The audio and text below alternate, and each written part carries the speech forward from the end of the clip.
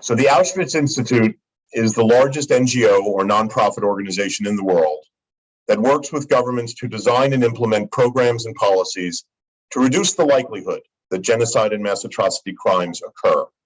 To date, we have trained over 8,000 government officials from over 90 UN member states. With me tonight are two senior officers of the Auschwitz Institute. We're going to talk about why we do what we do and how we do it, including ways that we involve many other NGOs in our work to build networks and communities of atrocity prevention around the world.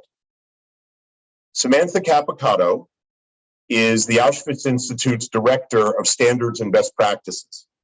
Samantha joined the Auschwitz Institute in 2010 when she was the program director for the Global Raphaelumkin Seminar for Genocide Prevention, which you will be hearing about.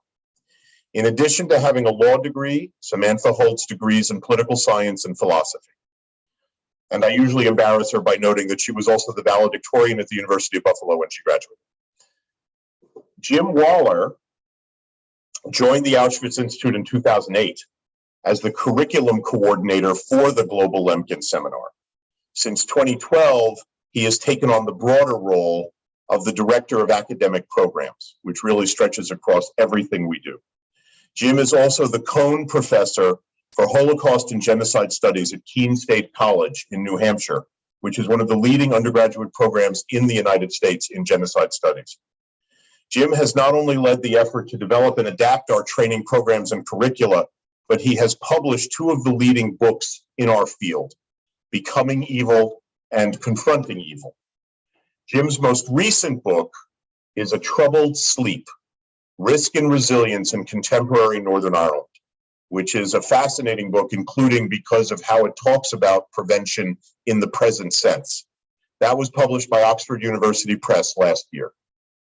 Jim's fieldwork has included research in Germany, Israel, Northern Ireland, the former Yugoslavia, Rwanda, Uganda, Tanzania, Argentina, Chile, and Guatemala. So Jim, I'd like to begin with a series of questions just to set the stage for the broader discussion about prevention. First, I was wondering if you could tell us, what is genocide, what is mass atrocity, and are they the same thing? Thank you, Owen. Thank you, Rabbi, for having us here tonight as well. I'll start by saying I love the frame, Rabbi, that you gave of this being sacred work. This is absolutely sacred work, the work of peace, the work of friendship building, the work of conflict resolution. And it's wonderful to see so many of you here tonight who are interested in that work. I love seeing your faces and names on the screen, and I'll look forward to the time that we can actually be together in person. Owen's question is an important one. What is genocide? What is mass atrocity? What are atrocity crimes? How do they differ? At the Auschwitz Institute, what we focus on is the prevention of atrocity crimes, the gravest of crimes, which include three different kinds of crimes: war crimes, crimes against humanity, and the crime of genocide. War crimes we've had for centuries, some concept of war crimes. We've known that sometimes in war, soldiers engage in bad behavior, that is criminal behavior. And just because they're soldiers doesn't make it right. It's still criminal behavior. So we've had the concept of war crimes for centuries. Crimes against humanity is a more recent 20th century concept that refers not just to a single act of crime, but crimes that are so widespread, are systematic, that they are destructive. And then, as many of you know, genocide is the youngest of these three crimes. The word was only invented after the Holocaust. So at the time of the Holocaust, we didn't even have the word genocide. It was invented by a Polish Jew by the name of Raphaelumkin. He's who we name our seminars after. And genocide means the attempted destruction of a people with intent, in whole or in part, a national, ethnical, racial, or religious group. And very often, these three crimes occur together. So that's why we haven't separated them often programmatically, because often when we see war crimes, we're also seeing crimes against humanity, and we'll sometimes see as well the crime of genocide. So the work that we do is preventive work aimed at preventing these three different types of grave international crimes. Some of them, and I'll finish with this, you hear about today as you hear about the ongoing events in Ukraine, of President Putin and Russian forces being accused of war crimes, which I do believe they have committed, possibly being accused of crimes against humanity, which I also think likely. And we certainly hope it doesn't reach the level where they're also accused of the crime of genocide. What we do at the Auschwitz Institute in relation to these three crimes is we try to make that phrase, never again, a reality. We first saw never again at the end of the Holocaust with the liberation of the concentration camps. And at Buchenwald, there was a Russian prisoner of war holding up a sign reading in Russian, never again. And the world has kind of latched on to that two-word slogan.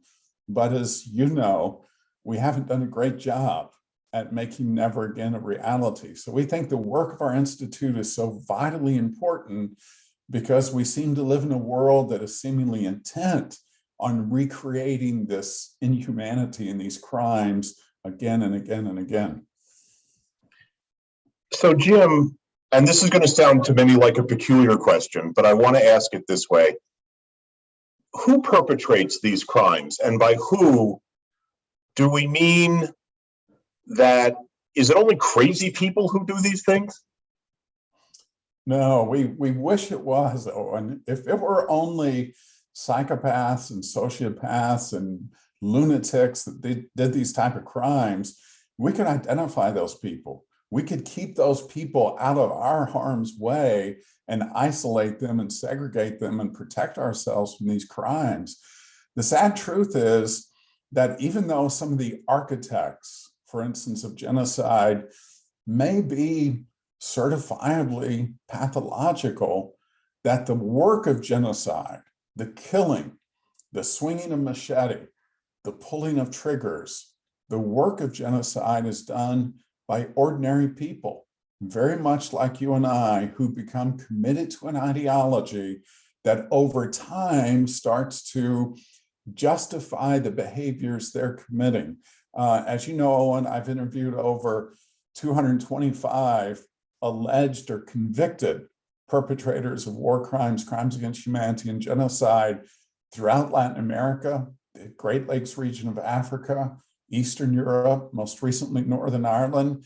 And in my interviews, what I'm struck by is the normality of the people who have been accused of and committed these crimes, the ordinariness of them, which I think to me is the most terrifying piece. And it pushes all of us to ask the question, what capacities do we have to do something like this? What capacities do our neighbors have to do something like this? So this is what makes the work of prevention so important, is that we recognize the ordinariness of people who, if left unconstrained, can commit these types of atrocities. So Jim, when you build the curriculum, what kind of curriculum did we build? Why did we build it that way? And why does it work?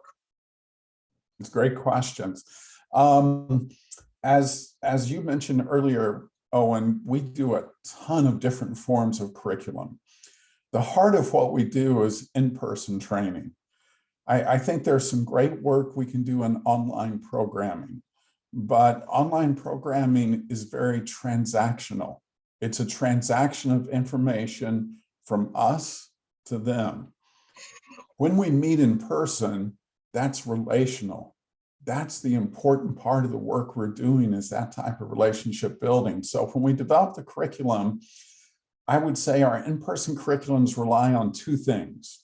One is they rely on what we call the power of place, that we want the in-person training to be somewhere that, this is what educators call situated learning. We want it to be somewhere where the place it's at has meaning.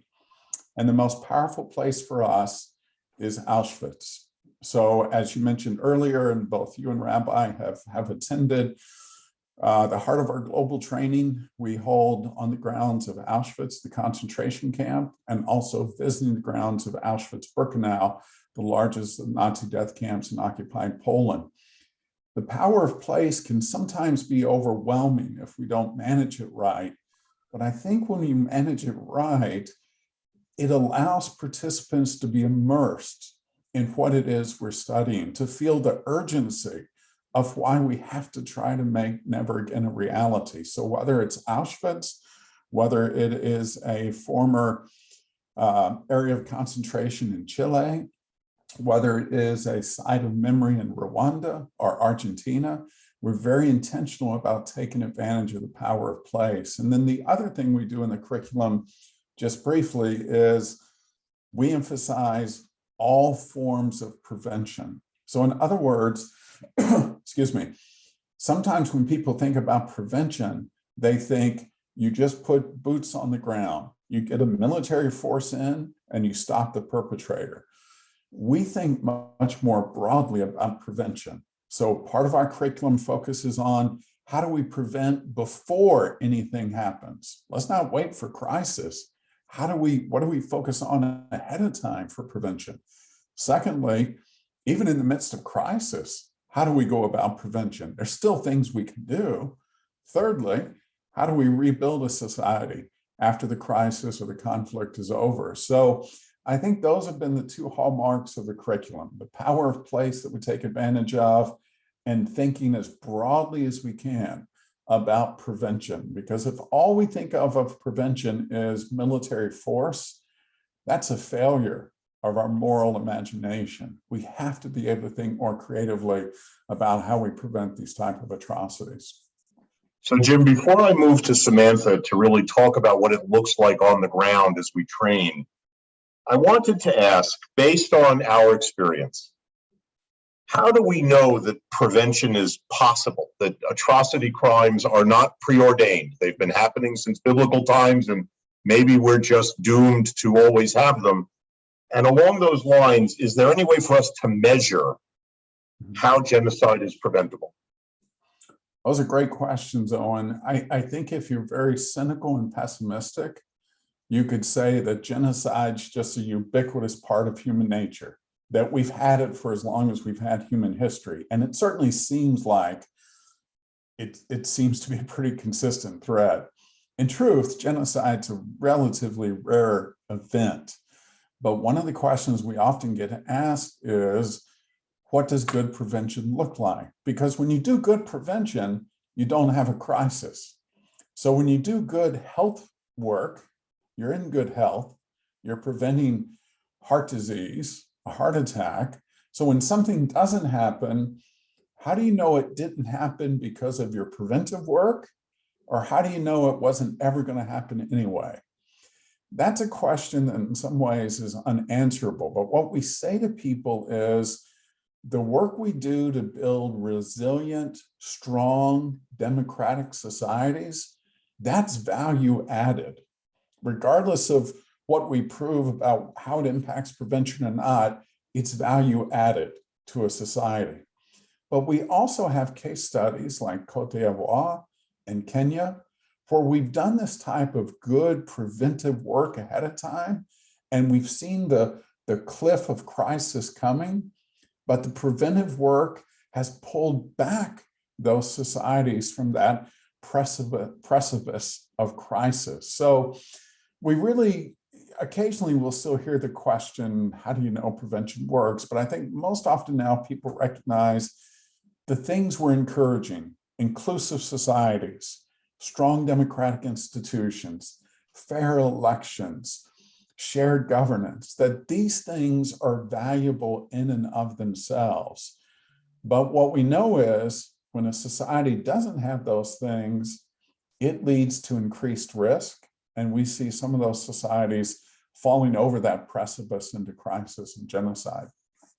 Thank you, Jim. So Sam, now we're going to turn to you to hear a little bit about what prevention looks like on the ground. Sure. What is it like educating public officials around this subject? What does it look like when they engage? These are great questions. I think first of all, I want to start by talking a little bit about our big picture here, and then kind of give you some specific examples of the programming that we've run, both with government officials and other stakeholders who are involved in this work of prevention. So I think what we have to understand is that, and this goes to Jim's point in terms of how we know that genocide is preventable. These crimes are processes that take place over time. They're not things that happen overnight. And because it's a process and we have measures and the ability to identify risk factors escalating along the way, that gives us our ability to intervene in those processes. And when we actually see genocide unfolding, we can see very clearly the complexity of that process. How many stakeholders within society are involved in the perpetration of that process, from the architects most often in a government, all the way down to, average civilians who become bystanders or who simply go along with policies that are illegal and illegitimate towards particular groups, et cetera, and everybody in between. It's a societal process of breakdown, right? So on the other side, the complexity of our response to that process must also be equal. And thus, our work in prevention and the community of practice that we build around that work in prevention has to be extremely diverse and representative of all of our societies. So that means that the work that we do with government officials is very much informed by our partners in civil society, in academia, in the world of international organizations like the UN, as well as those coming from the security sector, from the judicial sector. It really is a societal response to prevention. And so I think when we think about the idea of the complexity of the problem we're trying to solve here, we have to come up with a very complex solution to that problem too, that involves just as many actors in society. So for us, what do our programs look like? They're very diverse. We have lots of different types of activities and projects that we run with government officials, but as well with a number of other types of stakeholders too. So first, I'll share a little bit more about the work that we do and some examples with government officials. You've already heard a little bit about our global Raphaelumkin seminar, and I'll just kind of start with that and give you a little bit more of what that program actually looks like in addition to the curricular information Jim provided. Essentially what we do is, when we're not in a pandemic, we bring 20 to 25 government officials from countries ranging from all over the world to participate in a week-long training seminar that encompasses the curriculum that Jim mentioned about a few minutes ago. And our participants come from a wide range of countries, both donor countries who are not currently in conflict but are contributing to issues in a foreign policy capacity for prevention, as well as reinforcing and building resilience in their own democratic societies. But we also have countries in attendance that are in conflict currently or have recently been in conflict. And so their government officials are concerned with very different sets of risk factors that they're managing. They come from ministries of foreign affairs, ministries of justice, high human rights authorities, judicial authorities, sometimes civil society practitioners who work directly with government officials. It is a very diverse participant base. And that's kind of what makes the program very extraordinary, is a lot of these people wouldn't be in the same room with each other. Equally, our teaching team for the program that Jim so expertly cultivates each time is very diverse as well. We have academics, of course, like Jim, but we also have civil society practitioners, other government officials, representatives of the UN. It's a very diverse teaching team to match the diversity of the people who are in the seats learning with them.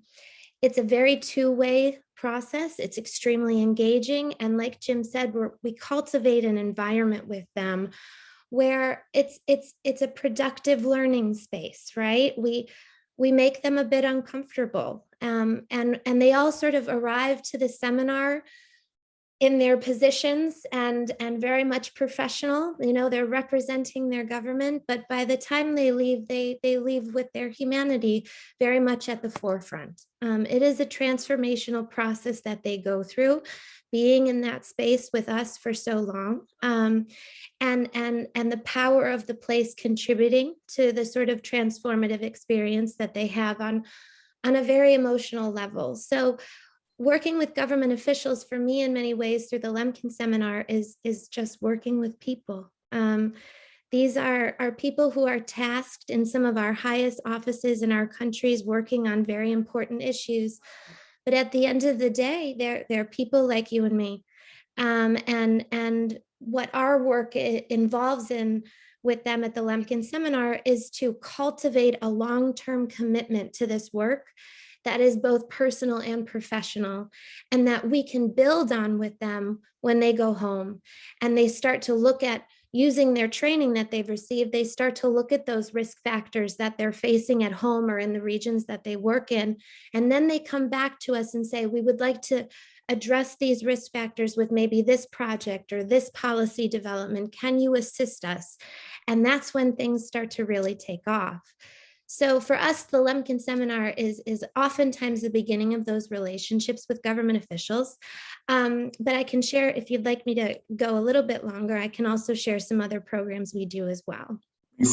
Before you do, and I also want you to think about some examples of what it looks like when a government official is transformed in some way, because I know I have an example too. But before that, I just wanted give Jim a chance to jump back in.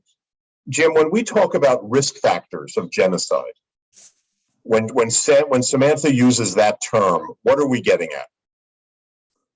Thanks, Owen, for the question. I'm a college professor, so I forgot to mention at the beginning there's going to be a quiz at the end of this. So I think some of you taking good notes, keep on it. When we think about risk, Owen mentioned the book I wrote in 2016, Confronting Evil. And in that book, I laid out 4 categories of risk. So pick any country in the world you want to look at. And I would say, here are the 4 broad things we're looking at to determine their level of risk. I've done this for the US in a policy paper. The book on Northern Ireland is about this. I have an upcoming book on Bosnia-Herzegovina that's also centered around these risk factors. So what we're looking at is broadly governance. How is governance done? We know democracies are the most inclusive, most stable forms of government. What does governance look like in a country? Is there a lot of corruption? Is it inclusive? Is there sharing of power? All of those factors we can look at. A second group of factors we look at relates to conflict history. How is history remembered, taught, processed, and understood in a country? So if we're going to ask a question about Burundi, how has Burundi remembered much of its conflict history? Is there still a legacy of vengeance and group grievance? Is part of the history unresolved? Those are risk factors. The third category we look at are economic conditions. It's not that if a country is poor, it's unstable. It is that if wealth is unevenly distributed in a country, that can lead to tremendous instability. And fourth and finally, so we have governance, we have conflict history, we have economic conditions. The fourth one, I think, is one of the biggest, and it's what I've called social fragmentation. Is a society deeply divided along identity lines? Racial, ethnic, religious, tribal, political, economic. When we see socially fragmented societies with these type of deep divisions, that's of significant concern for us. So I think if we look at those 4 broad categories, we get some idea of countries that would be at risk. But what I want to emphasize, and I'll turn it back to Owen, is every country in the world is at risk of genocide. We just differ in the level of risk, but every single country is at risk. And sometimes we work with government policymakers who say, well, genocide prevention for us is just a foreign policy issue about how we deal with countries in Africa or Eastern Europe. And we have to emphasize to them that genocide prevention is also a domestic policy agenda issue as well, because every country's at risk. And so, Jim, just to close the circle, so when you and Samantha talk about the idea that no genocide is truly ever spontaneous or random, what we're really getting at is that these risk factors bounce off each other and cook for years and years and years until some triggering event. Yeah, every genocide has signs and symptoms. The question is just, are we paying attention to it? None of these come out of the blue. They have a long run up to them. The question is just simply how much attention is being paid to it. Yeah. So Samantha, what is it as government officials absorb this kind of information, which we also then sandwich around taking extensive tours of the Auschwitz complex and the Auschwitz-Birkenau complex. And these are government officials who generally have never been to these places before. That's correct, yeah. What have you seen over time in terms of how it changes them, how the power of place weighs on them and changes them? Well, I can give a couple of examples, I would say. The first example I'll share with you is specifically geared towards, I would say, the transformation that occurs around understanding and feeling the impact of the Holocaust itself as a genocide, that particular genocide. We had this is going back a little ways, in 2013, I think it was, Jim, correct me if I'm wrong here, but I think in 2013, we had 2 government officials from South Sudan attend our Lumpkin seminar.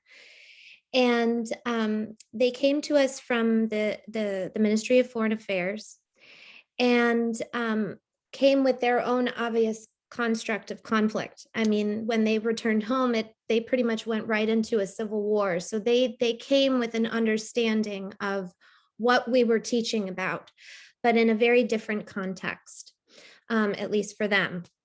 And when they came to our program, and I knew this a little bit based on the interactions that I had. I spend a lot of time working with these officials before we get to Poland. It takes a lot to get to somebody to Poland in terms of preparations and logistics. And so by the time they arrive, we're hugging and it's really good to see you and all that good stuff. So I had spent a lot of time with them on the phone and through correspondence. So I kind of knew that the level of their ignorance when it came to an understanding of truly what happened during the Holocaust and the severity and horrific level of crimes that were committed against the Jewish people and others as well. And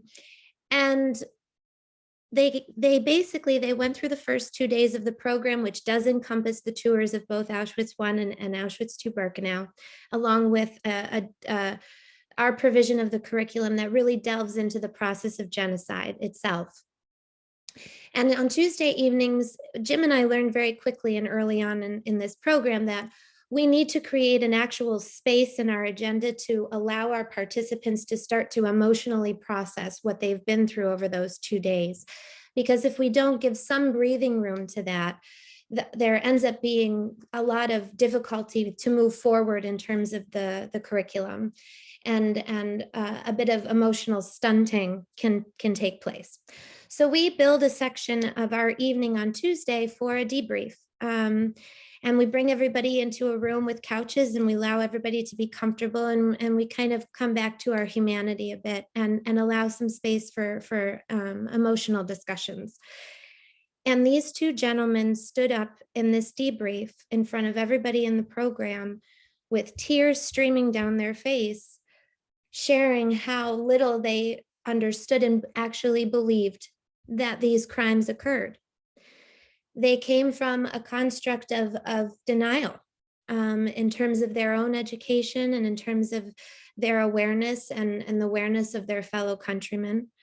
And they completely went through an emotional change in terms of their understanding and belief in the Holocaust itself and the level and severity of suffering that occurred. They were of Muslim faith, so that also, fed into it a bit. But their courage to stand up in front of all of us and express how wrong they were, and their level of ignorance was incredible. And I think there wasn't a dry eye in the room. And they have allowed us, after they've gone home, we have done more work in South Sudan with them and other actors in the government and other civil society organizations there to continue working on the ground in South Sudan through our office in Kampala, Uganda. But much of that is built on the sort of foundation of this transformation that occurred in these two gentlemen, and it was extraordinary. So that's one I can point to.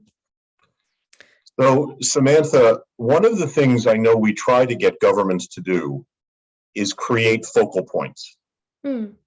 What do we mean when we say that, and why is it so important? Why is it part of our agenda? Well, in governments, we have to understand are made up of lots of different institutions. And oftentimes there are extreme silos and barriers between those institutions. And that makes sense for a lot of government work. But it doesn't make sense for atrocity prevention. Like I said, atrocity prevention needs to be as complex in its response as the problem we're trying to address. And therefore, lots of different areas of the government actually need to be working together effectively and efficiently in order to effectively and efficiently prevent and develop policies for prevention. And what a focal point does is they pull the resources and communities of practice within the different institutions of their government together to ensure that there is what we call a whole of government approach to atrocity prevention.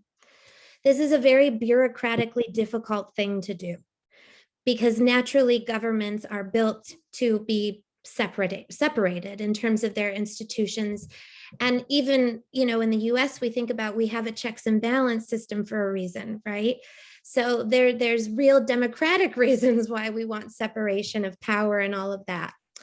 But in the instance of atrocity prevention, it's very important for the Ministry of Foreign Affairs to be working with the Justice Department, to be working with the judicial branch, to be working with representatives in the security sector branches, to be working with high human rights authorities or civil rights authorities within the government, et cetera.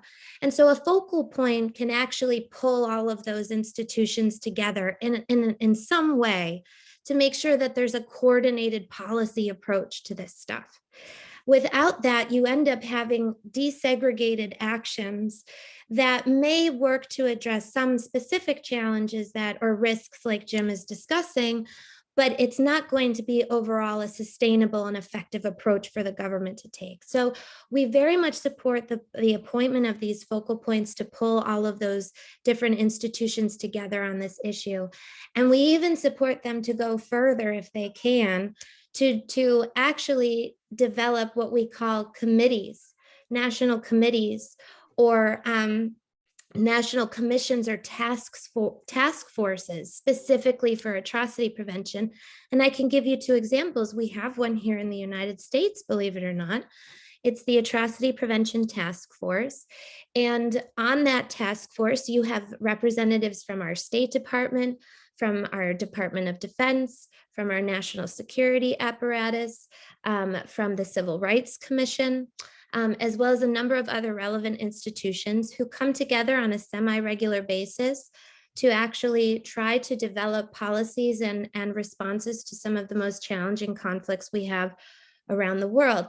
We have definitely tried to get them to look inward. They're a bit resistant, but it's a work in progress. But we do have that here in the United States. We also see different types of national committees in other governments, for example, in the Great Lakes region of Africa. And I'm sorry if you hear my daughter Sophia in the background right now. Yeah, it's bedtime. We're approaching bedtime. For bed, yeah.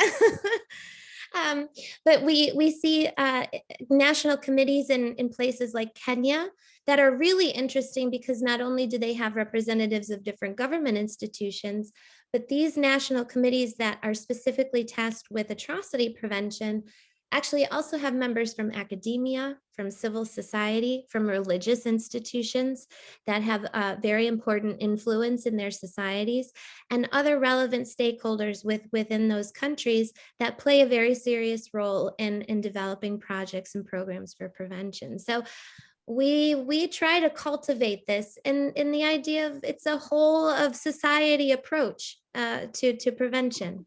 So if you want to go kiss Sophia, I can switch back to Jim with a question, or you can. She's okay for now. She'll barge in if she needs to.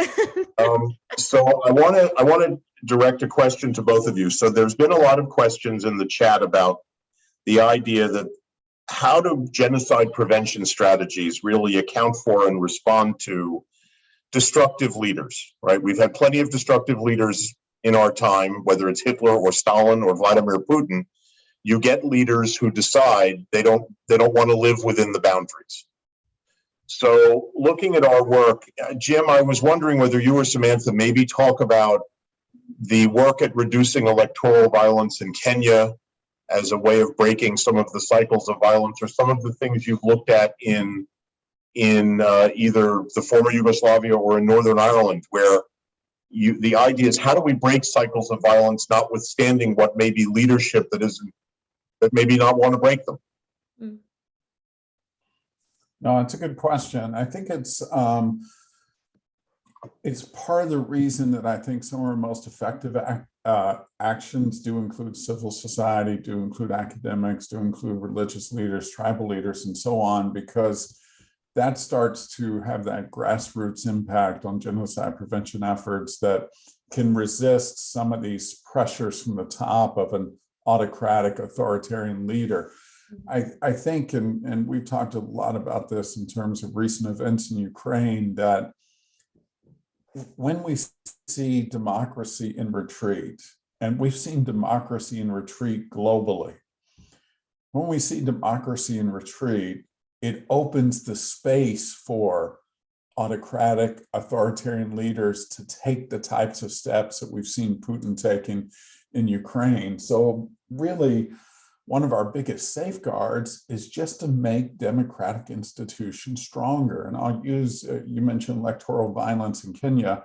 I've had a couple of occasions in my career to be part of a electoral monitoring team, where I've been part of a human rights team on the ground in a country that is learning to do democracy, that's learning to do fair and free elections, to monitor those elections.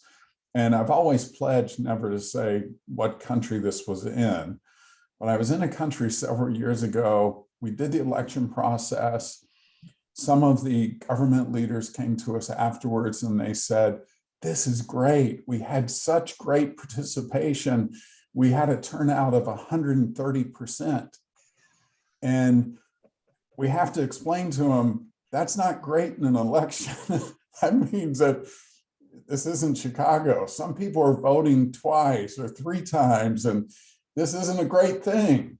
But that type of I think, education about what democracy is, how voting works, and so on is incredibly important. In Kenya, we were able to work with other partners to use cell phones to just monitor outbreaks of violence, to limit those outbreaks, because we were able to map where there were situations of violence at polling stations, for instance. So the violence from 2013 wasn't repeated in the next Kenyan election cycle. So those things I think have been important as well.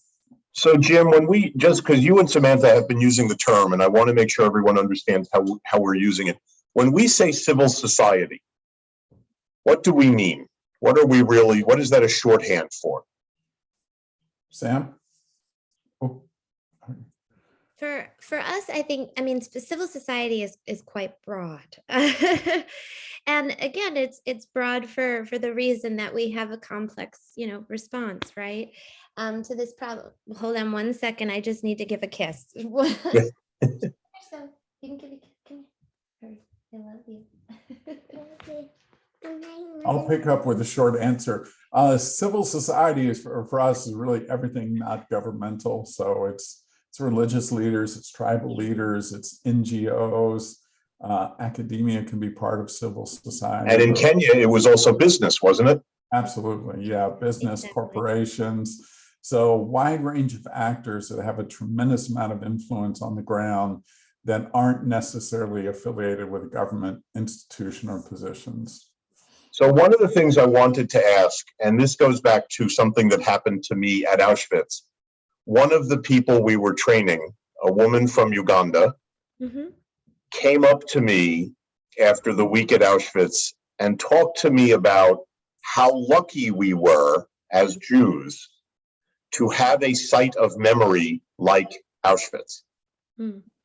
Even though she understood that the concept of luck in that situation is not a well use of the word, but she said in Africa we have. She said to me that life makes a hole in every human heart, and that one of the few things that can heal the hole is memory, and that we Jews had places of memory relating to the Holocaust that allowed healing to occur. And she said one of the terrible things about Africa is that we have no places like this, and so the holes in our hearts never heal. And so I was wondering, I mean, and Jim, I know you have an answer, and Sam, I know you have an answer. Programs we've done that have really focused on memory issues, whether it's truth and reconciliation, whether it's other memory issues. If you could maybe share in brief some of our projects where we have engaged with memory issues, because as a Jewish community, we take memory really seriously. Yeah, no, I think I'll just share briefly, and Sam can talk about some other programs. But since you mentioned Uganda, I mean, every in-person training we do has at least one module or session on memory. And I do think, as you said, Owen, within Jewish tradition, memory is a verb. It's an active sense. I mean, it's something very central to how you process information. And so in Uganda, we had done this exercise where all the participants break out in small groups and they get to build a memorial to whatever it is they want to remember, whatever event of atrocity. They sketch it out on paper. They use clay to kind of build what it might look like, just to help them think through, how do we manifest memory in a sense of place and memorial? Long story short, one of the women at that particular seminar was a justice in Uganda. And her group had done a memorial for a busload of children that had been killed in a shooting attack in Uganda. Again, long story short, what they made out of clay and paper, today you can visit Uganda, it's an actual memorial. It's been built. She ran with it. She got the funding. They built it. And I loved how you said that, Owen, about memory kind of fills to some degree this hole in the heart. And for her community in Uganda, it was incredibly important that that memory become physical and visible, and that they had that place, they had that marker. Sam, we've done other much broader programs with memory memorialization as well. Yeah, sure.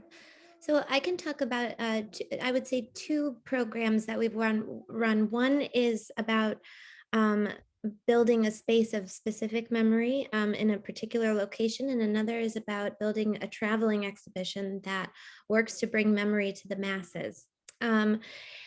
So in terms of a program that we did that really was geared towards helping a particular country build their own memory space, is the work that we did with the Nyayo House and are still doing in Kenya. The Nyayo House was one of the largest torture sites that was used during the electoral violence in Kenya. And the National Committee for Atrocity Prevention has been working to actually transform this space into a place of memory. And because we at the Auschwitz Institute have been working for many years on memorialization efforts and providing different types of assistance to governments and other partners who want to develop sites of memory, they asked us to support them in this. And so We are helping them to develop the actual architectural plans, for how they're going to build various exhibition points within this space. We're also working with them on how to develop the narratives that will go into the space that the people will be able to experience and read or visualize as they walk through the space. There's also, as you can imagine, the concept of truth is contested in these types of situations. And so assisting them and ensuring that the truth that they're telling is what has been appropriately, codified by the various truth commissions and other work that's been done in the years since the electoral violence to develop the expected, the right narrative, the historical narrative that is accepted by Kenyans as a whole. So all of these things we're working with them on and providing assistance and support for to basically establish this site of memory outside of Nairobi. The other program that I'll highlight is called Artism. And Owen is very much involved in this project, so you can tell it back to front. But it is, when I talk about the broad range of prevention work that we do, this is definitely in a totally different direction from our Lemkin seminar. It's a very public-facing program, which for us is not normal. We have developed an exhibition that is made up of a number of different artists from countries like Argentina, from Bosnia-Herzegovina, from South Africa, from Canada, as well as a number of other artists that have contributed to this large exhibition, which essentially provides examples of how art and memory can actually help to raise the awareness of its effect, as you said, the verb usage of the word memory, in terms of actively helping to heal societies that have been through such collective traumas like atrocities. And so the traveling exhibition was actually commissioned by the Venice Biennale Commission, and we were asked to curate this because of work we've done in Italy, and the Biennale Commission knew about us. And so they asked us to curate this exhibition and bring all of these artists together, which we did. And that iteration of the exhibition took place in 2019 at the Venice Biennale from May to November of that year. And since then, it's traveled to the National Museum for Human Rights in Winnipeg, Canada, where it's been for about a year now. It's going to close next month. So yeah, it's been a full year there. But it is a very public-facing program that we've cultivated in terms of educating the masses on the role that art can play and memory can play in this important work of prevention. So we'll see where it's going to go to next. Indeed, and I just for the community, I will say one of the deeply affecting parts of that exhibition. There are quilts by women in South Africa who experienced violence under apartheid, and they've sewn the quilts to show some of the terrible violent events that they experienced directly. And there's a link to the Artism exhibition now in the chat. But there's a particularly affecting part of the exhibit is a woman from Bosnia who has done oral histories. She has taken oral histories from families whose sons, husbands, fathers were killed at Srebrenica. And in her oral histories, one of the things that came out again and again and again was that what the remaining family members missed the most about the person who'd been killed at Srebrenica was the morning coffee ritual in Bosnia, where you brew coffee and you enjoy a cup of coffee, and it's a big deal. And so what she has done is she has gone back to each family, and they have given her a coffee cup, typically the coffee cup of the person who was killed. And she now has over 8,200 coffee cups. And those were the exhibit, but once a year, in something that to me feels like a yahrzeit ceremony, once a year, she lays all the coffee cups out in a giant circle, brews coffee, and she and her attendants fill them. And it is an act of memorialization to remember the human effect of all these missing men who can no longer drink coffee with their families. And that was a key part of the Artism exhibit. So Sam, I want to use memorialization to shift as we're moving along. I want to shift toward education, because that's another big thing in the Jewish community, is we believe heavily in education. And I know the Auschwitz Institute, as part of its complex response idea, we've got a whole set of educational initiatives, especially in Latin America. And I was wondering if you might touch on, or you or Jim could touch on, the program in Brazil and the toolkit for teachers in El Salvador. Sure. Yeah, so for us at the Auschwitz Institute, we really focus on what Jim was describing earlier in the evening as upstream prevention, which is all the things that we can do in a society to help them build resilience to these types of crimes well before violence occurs. And working in the education sector is one of the clear ways that we can engage in upstream prevention, right? Working with our children. And so we have a program at the Auschwitz Institute, which is quite different from all the other program offices that we have, that is essentially geared towards specifically education and the development of educational tools and teaching assistance plans for assisting our kids in having a conversation in their classrooms, age appropriate, of course, around being good stewards of democracy, about building tolerance, about combating hate, and building more just societies. And so what we have done is we've established to carry out this work. It's called the Warren Educational Policies Program. It's named after the Warren family, and who many of you might know, Naomi Warren, who was a profound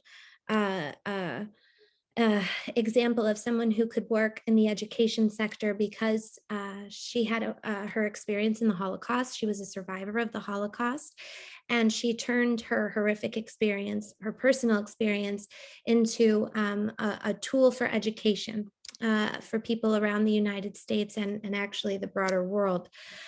And we became very close with the family, and they graciously allowed us to name our program after her and her legacy. And what we do with this program is our team partners with, particularly in Brazil and El Salvador right now, though we are working to expand to other countries. We work with teachers, policymakers out of ministries of education, as well as community leaders, to develop and implement projects where we educate young people on combating, like I said, prejudice, hatred, and discrimination. And we try to engage them in these conversations around building more respectful, diverse, and just societies. And so what this means is we provide educational curricula and actual lesson plans for our teachers.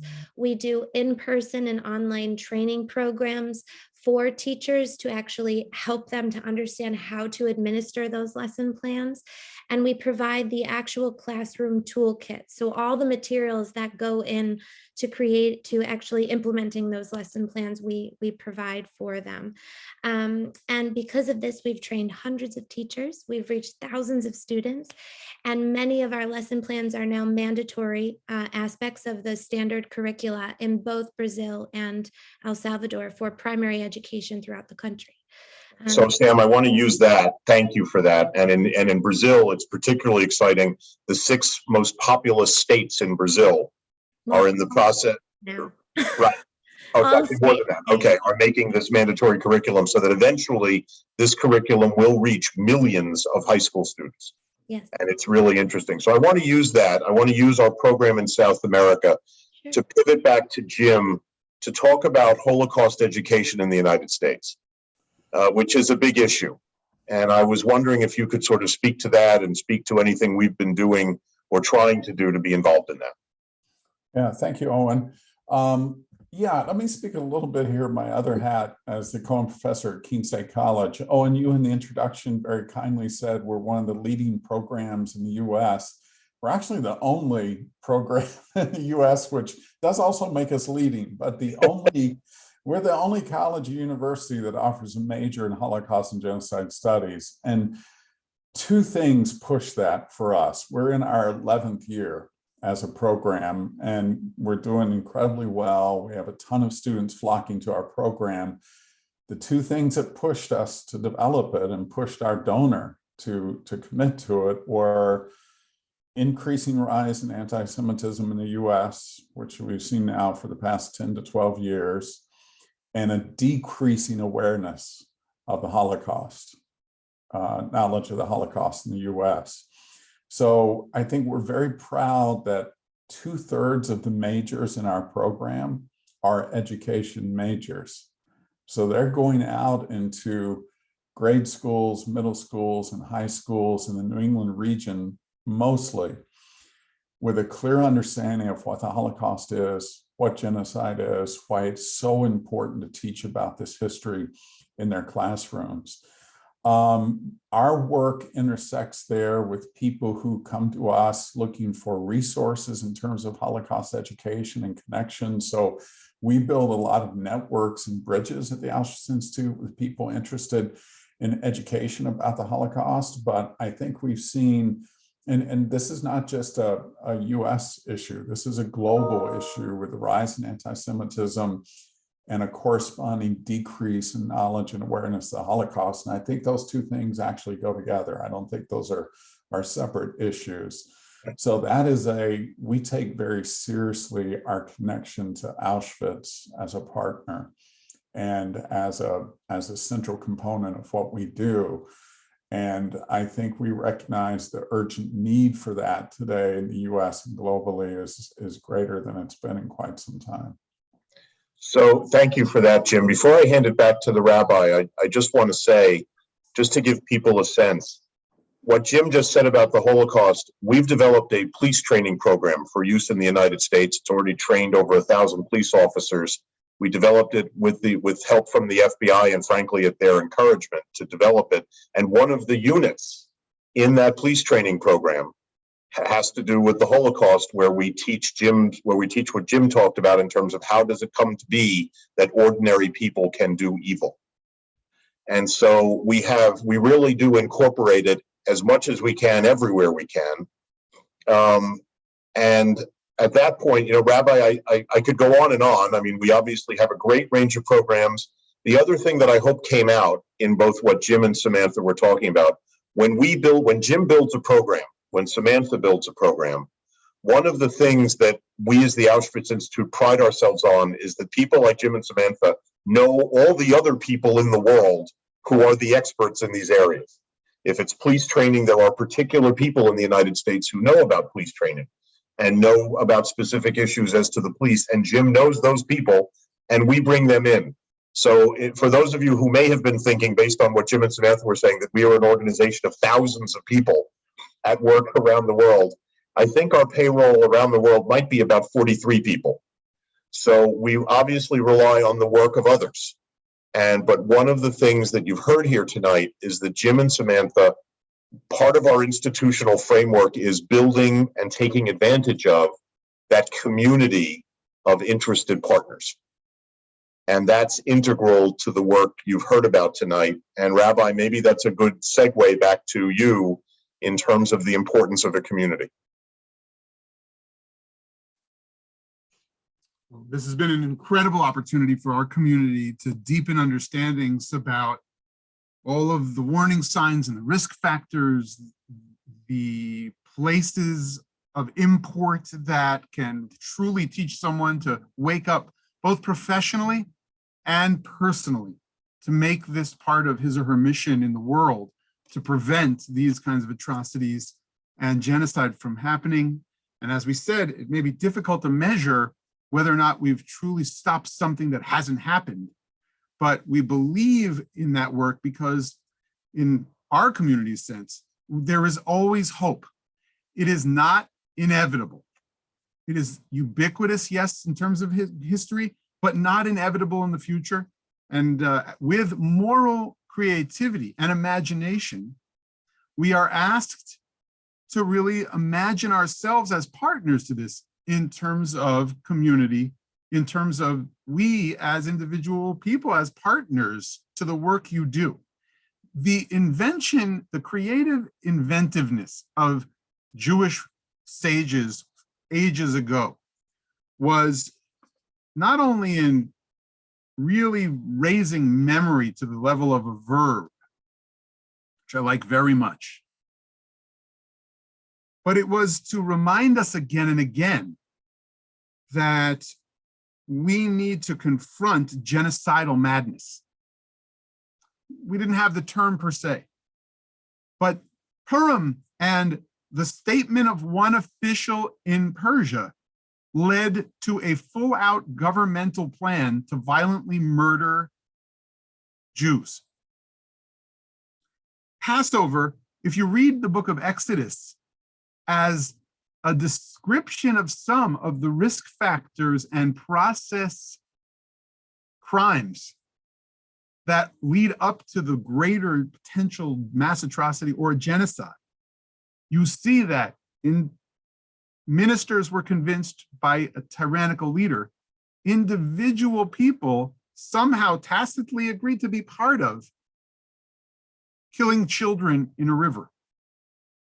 The Holocaust Memorial Day itself, to remember, to say never again about our own people, but about now the broad family of humanity that we are focused on, that you have focused us on this evening with your work.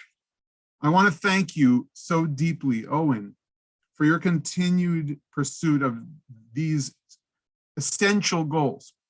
They are indeed outgrowths of what we know was the great wisdom of at least our sacred sources, our library, what we would consider godly. I want to thank you, Sam and Jim, for just your persistence, your presence, your working with individual hearts, minds, and souls, then to connect them to this larger goal we have of preventing mass atrocity and genocide. For Liz stewarding us through these programs to raise awareness and to invite more partners and others to get involved, from foundations and donors that were mentioned tonight that underwrite these kinds of initiatives in the world. They take the long-term view. We've had friends in our own community really now follow up with Owen after the last time we did this and told you about our endeavors in Auschwitz. We've had individuals in our own community call Owen. I'm setting you up for coffees with him. You may get in touch with me if you'd like to follow up and have a conversation about which area interests you most or which questions you didn't get to answer, answered, and follow up with them so that you could potentially understand what it means to be a partner to this work in any way that you might be able to be a partner to this work. Moral creativity in that vein, imagination, we are open, and we must be individually. This comes at that moment, as I explained, in our community as Purim, Passover, Holocaust Remembrance and Heroism Day begins. We are more aware than ever of the mass atrocities and the genocides because of our world and the communication vehicles we have. We are trusting that this work can produce results and hoping that it can even get better. We are raising the very ashes of Auschwitz to a level of classroom that provides hope. That's what the Institute does in the end. That they are ashes of hope and not just murderous death. We honor those who perished, the 6 million and all those at that time in World War II. We raise their memory. We say never again. We mean it about the Jewish people, and we mean it around the world. This community of practitioners that the Auschwitz Institute produces are one key on the ring of solution makers. And so we salute the work. We thank you for being here with us tonight, and follow up with me or with Owen directly, community members. Thank you for coming this evening, and we pray that peace will truly reign on earth. Shalom al Yisrael Gam. Thank you all. and a good evening. Thank you. Thank you. Thank you so all. much, everyone. Such an honor. Good night. Bye-bye. Good night. Good night. Bye. Thank you. Thank Hope you. Sophie is sleeping. Mhm.